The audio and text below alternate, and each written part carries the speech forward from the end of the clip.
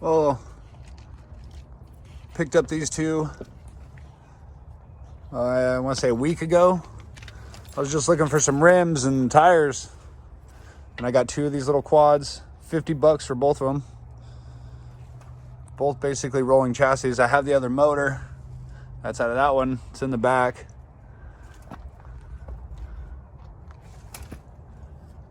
But I haven't decided what I was going to do. I have to get bearings for these wheels. The bearings are blown. And this one's missing a bunch of stuff. It looked like they tried to get it running or something. I don't know. Cut this side off. Bunch of stuff's cut, missing. Wire tied on. I laughed when I saw that. Jeez.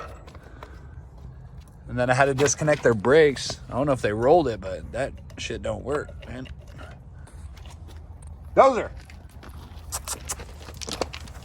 But this one, that one's all complete, basically. I don't know, a little slop in the steering. I don't know if you see it down there. Where is it, right? There it is.